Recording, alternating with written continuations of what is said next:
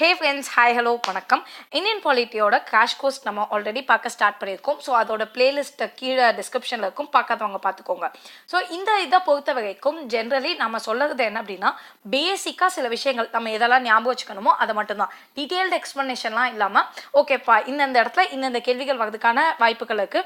And in case அதில் ஏதாச்சும் twist and turns இருக்குது, இல்லை அதை வந்துட்டு ஞாபகம் வச்சுக்கிறதுல கஷ்டங்கள் இருந்துச்சுன்னா அதை என்ன மாதிரி ஞாபகம் வச்சுக்கலாம், என்ன நியூமோனிக்ஸ் யூஸ் பண்ணிக்கலாம், அந்த மாதிரியான குட்டி வீடியோ தான் அது. ஸோ ரிவிஷன் பேசிஸ்க்கு செம ஹெல்ப்ஃபுல்லாக இருக்கும் அண்ட் பேசிக்ஸ் கற்றுக்கிறதுக்கும் டெஃபினட்டாக யூஸ்ஃபுல்லாக இருக்கும். ஸோ அண்ட் இந்தியன் பாலிட்டியை பொறுத்த வரைக்கும் ஆர்டரில் போகணும்லாம் அவசியம் கிடையாது. ரேண்டமாக படித்தாலுமே at the end of the day total Indian பாலிட்டியை படித்து முடிச்சிட்டோமா அப்படிங்கிறது தான் விஷயம். ஸோ அந்த வகையில் இப்போ நம்ம பார்க்க போகுது அஃபிஷியல் லாங்குவேஜ் பற்றி. Okay, so let's begin. And இந்த ஹேண்ட் ரைட்டிங் வந்துட்டு உங்களுக்கு கொஞ்சம் புரியாத மாதிரி இருந்துச்சுன்னா please do bear with me, because என்னோட ஹேண்ட் ரைட்டிங் இப்படி தான் இருக்கும். ஸோ இப்போ அஃபிஷியல் லாங்குவேஜுக்குள்ளே வந்தோம் அப்படின்னா, அஃபிஷியல் லாங்குவேஜ் எந்த பார்ட்டில் இருக்குது? Already parts of the constitution பார்த்து முடிச்சிருக்கோம்ல. ஸோ எந்த பார்ட்னு உங்களால் ரீகால் பண்ண முடியுதா? ஓகே, பார்ட் 17 தான் அஃபிஷியல் லாங்குவேஜ் இருக்குது. அதுக்கு நம்ம என்ன நியூமோனிக்ஸ் ஞாபகம் வச்சுருந்தோம்? 12th ஸ்டாண்டர்ட் படிக்கும் போது ஒரு அஃபிஷியல் லாங்குவேஜில் நம்ம வந்துட்டு டெஸ்ட் பேப்பர் எழுதுவோம் அப்படின்னு சொல்லியிருந்தோம்ல. ஸோ 17 தான் 17 இயர்ஸில் நம்ம 12th ஸ்டாண்டர்ட் எழுதுவோம்ல. ஸோ 17 அண்ட் ஆர்டிக்கல் நம்பர் பார்த்தோம் அப்படின்னா 343 to 351, 343. ஸோ 3 நடுவில் ஒரு 4 இருக்குது. அண்ட் அதே மாதிரி 351 வரைக்கும் இத்தனை ஆர்டிகல்ஸில் இது டீல் பண்ணுது. ஓகேப்பா, அப்போது நம்மளோட அஃபிஷியல் லாங்குவேஜ் என்ன? ஆக்சுவலி ஹிந்தி அப்படிங்கிறத நம்ம வச்சுருந்தோம். எப்போ நம்ம வந்துட்டு நம்மளோட கான்ஸ்டியூஷன் அடாப்ட் பண்ணோமோ அப்போது. ஸோ ஹிந்தி ரிட்டனின் தேவனகிரி ஸ்கிரிப்ட் இதை தான் நம்மளோட அஃபிஷியல் லாங்குவேஜாக வச்சுருந்தோம். அதே என்ன தேவனகிரி ஸ்கிரிப்ட் அப்படின்னீங்கன்னா ஒன்றும் இல்லை, இப்போ நம்ம தமிழை அப்படியே அழகாக எழுதுவோம். அதே நேரத்தில் வந்துட்டு என்னப்பா பண்ணுற அப்படின்னா இஎன்என்ஏ பிஏ அப்படின்னு சொல்லி இங்கிலீஷும் டைப் பண்ணுறோம்ல. அப்போது நம்ம தமிழ் மொழியை இங்கிலீஷ் ஸ்கிரிப்டை யூஸ் பண்ணியும் டைப் பண்ணலாம், தமிழ் ஸ்கிரிப்டை யூஸ் பண்ணியும் டைப் பண்ணலாம். ஸோ அந்த மாதிரி ஹிந்திக்கு இந்த லாங்குவேஜை தேவனகிரி ஸ்கிரிப்டில் எழுதினா அதுதான் நம்மளோட அஃபிஷியல் லாங்குவேஜாக வச்சுருந்தோம். ஸோ அதுக்கப்புறம் என்ன சொல்லியிருந்தோம் அப்படின்னா, இங்கிலீஷ் லாங்குவேஜை இருந்துட்டு போட்டோம், ஒரு 15 இயர்ஸுக்கு நம்ம இங்கிலீஷ் லாங்குவேஜை கண்டினியூ பண்ணுவோம் அப்படிங்கிற ஒரு ஐடியாவில் இருந்தோம். பட் அதுக்கப்புறமா அதுக்குள்ளேயே என்ன ஒரு குட்டி விஷயம் ஆச்சு அப்படின்னா, அதில் நிறைய கமிஷன்ஸ்லாம் ஃபார்ம் இருக்கும். அதெல்லாம் நம்ம வந்துட்டு மற்றபடி டீட்டெயில்ஸ் பார்த்துக்கலாம், இங்கே தேவையில்லை. ஓகே, ஸோ 1963 இன்னொரு ஆக்ட் கொண்டு வரும். ஸோ அஃபிஷியல் லாங்குவேஜஸ் ஆக்ட் அப்படிங்கிற ஒரு ஆக்டில் இங்கிலீஷை இனிமேலும் கண்டினியூ பண்ணலாம் ஈவன் ஆஃப்டர் 1965. ஏன்னா நம்ம வந்துட்டு 1950 நம்மளோட ரிப்பப்ளிக் டே அன்னைக்கு தானே நம்ம கான்ஸ்டியூஷன் அடாப்ட் பண்ணியிருப்போம். ஸோ அதுக்கப்புறம் 15 இயர்ஸ்னா 1965. அப்போது 63 2 இயர்ஸ் முன்னாடியே வந்துட்டு ஒரு விஷயம் கொண்டு வந்துருக்காங்க. இல்லை நமக்கு அதெல்லாம் வேணாம், இனிமேல் இங்கிலீஷே நம்ம வந்துட்டு கண்டினியூ பண்ணலாம், இங்கிலீஷையும் கண்டினியூ பண்ணலாம். எதுக்கெல்லாம் கண்டினியூ பண்ணலாம்? So official purposes of the யூனியன்னா சென்ட்ரல் கவர்மெண்ட். ஸோ சென்ட்ரல் கவர்மெண்ட்டோட அஃபிஷியல் பர்பஸஸ்க்கும் அதே நேரத்தில் பிஸ்னஸ் பார்லிமெண்ட்டில் நடக்கிற எல்லா டிரான்சாக்ஷன் ஆஃப் பிஸ்னஸுக்கும் நம்ம இங்கிலீஷை யூஸ் பண்ணலாம் அப்படின்னு சொல்லி நம்ம முடிவு பண்ணிட்டு அடாப்ட் பண்ணிட்டோம். அண்ட் இதே நேரத்தில் ஸ்டேட்ஸும் அவங்களுக்கு தேவையான மொழி, அது ஒன்றா இருக்கலாம் இல்லை பல மொழிகளாக இருக்கலாம். So one or more language, அப்படி இல்லைன்னா ஹிந்தியை அவங்க ஸ்டேட்டோடைய அஃபிஷியல் லாங்குவேஜாக அடாப்ட் பண்ணிக்கலாம். ஸோ எல்லா ஸ்டேட்டுக்கும் அவங்களோட அஃபிஷியல் லாங்குவேஜ் சேமாகவும் இருக்கலாம், டிஃப்ரெண்ட்டாகவும் இருக்கலாம். பட் அது ஸ்டேட் முடிவு பண்ண வேண்டியது. சரியா? ஸோ இதெல்லாம் எங்கே சொல்லியிருக்கோம் அப்படின்னா நம்ம கான்ஸ்டியூஷனில் சொல்லப்பட்டிருக்கு. அண்ட் இதுக்குன்னு ஒரு ஷெட்யூல் இருக்குது. அது என்ன ஷெட்யூல் அப்படின்னா 8th ஷெட்யூல். ஸோ இந்த 8th ஷெட்யூலில் இனிஷியலி மொத்தமே நமக்கு 14 ரீஜனல் லாங்குவேஜஸ் தான் இருந்துச்சு. பட் இப்போ நம்ம வந்துட்டு டோட்டலி 22 லாங்குவேஜஸை அஃபிஷியல் லாங்குவேஜஸாக சொல்லியிருக்கோம். ஸோ அது என்னலாம் அந்த 22 லாங்குவேஜ் அப்படிங்கிறத பின்னாடி நம்ம டீட்டெயில்ஸாக பார்த்துக்கலாம். தட் இஸ் அதுக்கு ஒரு செப்பரேட் வீடியோ இருக்கும். ஸோ அந்த வீடியோவை நம்ம பார்த்துக்குவோம். அண்ட் இப்போ கடைசியாக என்னெல்லாம்ப்பா லாங்குவேஜ் ஆட் பண்ணிங்க அப்படின்னா போடோ, டோக்ரி, மைத்திலி, சந்தாலி 4 லாங்குவேஜை ஆட் பண்ணியிருப்பாங்க கடைசியாக. ஸோ இனிஷியலாக 14 இருந்தது, நடுவில் அப்பப்போ சில லாங்குவேஜஸ்லாம் ஆட் பண்ணி இவ்வளோ லாங்குவேஜஸ் வந்துருச்சு. அண்ட் இது எந்த வருஷம் ஆட் பண்ணாங்க அப்படின்னா 2003 இந்த லாங்குவேஜஸ் எல்லாம் ஆட் பண்ணாங்க. ஓகே, ஸோ இதுதான் வந்துட்டு அஃபிஷியல் லாங்குவேஜோட பேசிக்ஸ். சரி, இதுக்கு அடுத்து special officer for linguistic minorities அப்படின்னு ஒரு ஆள் இருக்காங்க. யார் இந்த பர்சன் அப்படின்னு கேட்டிங்கன்னா, நம்மளோட கான்ஸ்டியூஷனை வந்ததுக்கு அப்புறமா ஒரு 7th கான்ஸ்டியூஷனல் அமெண்ட்மெண்ட் ஆக்ட்னு ஒன்று கொண்டு வரும். எந்த வருஷம்? 1956 கொண்டு வந்துருக்கும். ஸோ இதுக்கு முன்னாடி பார்த்த வருஷம் என்னது 1963, இப்போ பார்க்கறது 1956. அதுக்கு முன்னாடியே வந்துருச்சு. ஸோ இந்த வருஷத்தில் 7th கான்ஸ்டியூஷனல் அமெண்ட்மெண்ட் ஆக்டில் நம்ம என்ன சொல்கிறோம் அப்படின்னா, நம்ம வந்துட்டு ஒரு பர்சனை போடணும். அந்த பர்சன் வந்துட்டு இந்த லிங்குவிஸ்டிக் மைனாரிட்டிஸ் இருக்காங்களா, அதாவது ஒரு லாங்குவேஜ் இருக்கும் ஆனால் அந்த லாங்குவேஜை பேசக்கூடிய ஆட்கள் ரொம்ப கம்மியாக இருப்பாங்க. இப்போ தமிழ் மொழியை நிறைய பேர் பேசுகிறாங்க, பட் மேபி சௌராஷ்டிராவாக இருக்கட்டும் இல்லைனா துளு இந்த மாதிரியான மொழிகளை ரொம்ப கம்மியான ஆட்கள் மேபி பேசலாமா. ஸோ இந்த மாதிரி நமக்கு தெரிஞ்சது இந்த லாங்குவேஜ் எல்லாம் இன்னும் தெரியாமல் எக்கச்சக்கமான லாங்குவேஜஸ் இருக்குது இந்தியாவிலே. ஸோ அப்போ அவ்வளோ லாங்குவேஜஸ் இருக்கிற இந்த கண்ட்ரியில் இந்த மைனாரிட்டிஸ்க்கான ப்ரொடெக்ஷனை கொடுக்கணுங்கிறதுக்காக வேண்டி 7th கான்ஸ்டியூஷனல் அமெண்ட்மெண்ட் ஆக்ட் 1956 ஒரு ஆர்டிக்கல் கொண்டு வராங்க. அந்த ஆர்டிக்கல் தான் ஆர்டிக்கல் 350B. ஸோ இந்த ஆர்டிக்கல் கொண்டு வந்துட்டு அவங்க வந்து இந்த பொசிஷனை வந்துட்டு என்ஹான்ஸ் பண்ணுறாங்க.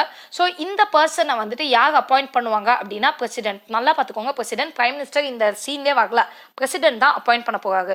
அண்ட் இந்த ஆஃபீஸரோட இது என்ன அப்படின்னா இவங்க ரிப்போர்ட் எல்லாம் கலெக்ட் பண்ணணும். ஸோ இந்த மைனாரிட்டிஸோட எல்லா விஷயங்களும் அவங்களுக்கு ஏற்புடையதாக நடக்குதா அந்த மாதிரி எல்லா டீட்டெயில்ஸையும் கலெக்ட் பண்ணிட்டு அதை ஸ்ட்ரெயிட்டாக கொண்டு போய் பிரசிடென்ட்டை கொடுப்பாங்க. நம்ம பிரசிடென்ட் இதை போய் 2 இடத்த சப்மிட் பண்ணுவாங்க. ஒன்று பார்லிமெண்ட்ல 2 ஹவுஸ்லையும், 2 ஹவுஸ் பார்லிமெண்ட்ல என்னலாம் லோக்சபா ராஜ்யசபாவா, ஸோ 2 இடத்துக்குமே இவர் ஃபார்வர்ட் பண்ணுவாங்க. அதே நேரத்தில் அந்த கன்சர்ன்ட் ஸ்டேட் கவர்மெண்ட்ஸ் இருக்கு பார்த்தீங்களா, ஸோ அந்த கன்சர்ன் ஸ்டேட் கவர்மெண்ட்ஸுக்குமே ஃபார்வர்ட் பண்ணுவாங்க. இந்த ஒர்க்கை பண்ணுறது யாருன்னா நம்ம பிரசிடென்ட். ஸோ அதோட ஃப்ளோ என்னன்னா இந்த ஆஃபீஸர் அந்த ரிப்போர்ட்டை பிரசிடென்ட்டை கொடுப்பாங்க, பிரசிடென்ட் வந்துட்டு ஸ்டேட் கவர்மெண்ட்டுக்கும் அனுப்பி பார்லிமெண்ட்டுக்கும் அனுப்பி கொடுத்துருவாங்க. ஓகே, ஸோ இந்த ஆஃபீஸர் இந்த ஆஃபீஸ் இருக்குல்ல, இந்த ஆஃபீஸர் இருக்க போக அந்த ஆஃபீஸ் இருக்குல்ல அதை வந்துட்டு 1957 ஓப்பன் பண்ணாங்க. ஸோ 1957 ஏன்னா இப்போ 1956 அந்த அப்படி ஒன்று கொண்டு வரலாம்னு சொல்றாங்க, 57 தகுந்து வச்சுட்டாங்க, ரிப்பன் வெட்டி தகுந்து வச்சுட்டாங்க. ஸோ இவங்களை வந்துட்டு என்னன்னு சொல்றோம் அப்படின்னா கமிஷனர் ஃபார் லிங்குவிஸ்டிக் மைனாரிட்டிஸ் அப்படின்னு சொல்றோம். So commissioner for linguistic minorities வராங்க. அண்ட் இவங்களோட வேலைகள் என்னெல்லாம் இருக்கும், ஸோ ஏதாச்சும் கிரீவியன்சஸ் இருந்தா இல்லைனா ஏதாவது இப்போ நம்ம கான்ஸ்டியூஷன்ல சொல்லப்பட்டிருக்கும் இல்லைனா அதுக்கப்புறம் ஏதாச்சும் ஒரு லா மூலியமா சில ரைட்ஸ் கொடுத்துருப்பாங்க. ஸோ அந்த ரைட்ஸ் யாருக்காச்சும் வயலேட் ஆகுதுங்கிற பட்சத்தில் அண்ட் இல்லைனா பிரசிடென்ட் இந்த விஷயத்தில் நீ பாரு நீ செக் பண்ண அப்படின்னு ஏதாச்சும் சொன்னாங்கன்னா ஸோ இந்த மாதிரி எல்லாத்தையுமே டோட்டலாக அவங்களோட ரைட்ஸை வந்துட்டு சேஃப்கார்ட் பண்ணுறதுக்கு அவங்க எல்லாம் இன்வெஸ்டிகேஷன்லாம் முடிச்சு ரிப்போர்ட்லாம் கொடுக்கறதுக்காக வேண்டி இந்த பர்சன் இருக்காங்க. அண்ட் இதை வந்துட்டு இவங்களுக்கு அந்த பர்சன் இப்போ எனக்கு ஒரு ரைட் இஷ்யூ ஆயிடுச்சு அப்படின்னா அந்த இஷ்யூவை நான் ஸ்ட்ரெயிட்டாக அந்த கமிஷனர்கிட்ட கொண்டு போய் சொன்னாலும் ஓகே, இல்லைனா வேறு யாராச்சும் இந்த தன்னார்வலர்கள்லாம் இருப்பாங்களா, சில குரூப்ஸ் அசோசியேஷன் ஆர்கனைசேஷன்ஸ்லாம் இருக்கும்ல, ஸோ அந்த ஆர்கனைசேஷன் போய் அவங்கள்ட்ட சொன்னாலும் ஓகே, வாட் எவர் யார் சொன்னாலும் அவங்க அந்த இஷ்யூவை வந்துட்டு அட்ரஸ் பண்ணுவாங்க. ஸோ இந்த ஒர்க் தான் யாருக்கு அப்படின்னா நம்மளோட ஸ்பெஷல் ஆஃபீஸருக்கு. இப்போ இந்த ஹெட் குவார்ட்டர்ஸ் எங்க இருக்கு அப்படின்னு நம்ம பார்த்தோம்னா அலகாபாத்ல இருக்கு. ஓகே, இப்போ அலகாபாத்துக்கு நேம் கூட மாத்திட்டாங்க. என்ன நேம் ஞாபகம் இருக்கா? ஸோ இப்போ உங்களுக்கு ஆப்ஷனில் கேட்டாங்க அப்படின்னா நீங்கள் அந்த நியூ நேம் கேட்டிருந்தா நியூ நேம்னு கொடுக்கணும், இல்லை ஓல்டு நேம் அப்படின்னா ஓல்டு நேமை கொடுக்கணும். ஸோ அலகாபாத் எந்த ஸ்டேட்டில் இருக்குது அப்படிங்கிறதையும் பார்த்துக்கோங்க. இன் அடிஷன் டு திஸ் இப்போ யார் இந்த கமிஷனராக இருக்காங்க அப்படிங்கிறதையும் செக் பண்ணிக்கோங்க. ஓகே, ஸோ இதெல்லாம் நம்ம வந்துட்டு எந்த ஒரு எக்ஸாமுக்கு போகிறதுக்கு முன்னாடியும் இந்த டாப்பிக்கை குயிக்காக ரிவிஷன் முடிச்சுட்டு இப்போ யார் கமிஷனராக இருக்காங்க அண்ட் இந்த இடத்துல மட்டும் ஒரு சின்ன சேஞ்ச் நடந்திருக்குல்ல, இப்போ பிரயாக்ராஜ்னு அலகாபாத்துக்கு நேம் மாற்றிட்டாங்களா, ஸோ அதை மட்டும் பார்த்துக்கோங்க. ஓகேயா, இப்போ நம்ம குயிக் ரிவிஷனுக்கு போயிடலாம். இப்போ நான் ஃபாஸ்ட்டாக கொஸ்டின் கேட்க லைக் ரீகால் பண்ண முடியுதான்னு மட்டும் செக் பண்ணிக்கோங்க. நெக்ஸ்ட் என்னெல்லாம் கொஸ்டின்ஸ் நம்ம பார்த்துக்கலாம். ஸோ ஃபர்ஸ்ட் வந்துட்டு ஹிந்தி அப்படிங்கிறது நம்மளோட நேஷனல் லாங்குவேஜா அஃபிஷியல் லாங்குவேஜா? ஓகே, ஆன்சர் தெரியுதுல்ல, சரி அஃபிஷியல் லாங்குவேஜ். நெக்ஸ்ட் நான் இந்த கான்ஸ்டியூஷன் வந்து எந்த பார்ட்டில் அஃபிஷியல் லாங்குவேஜை பற்றி டீல் பண்ணுறாங்க?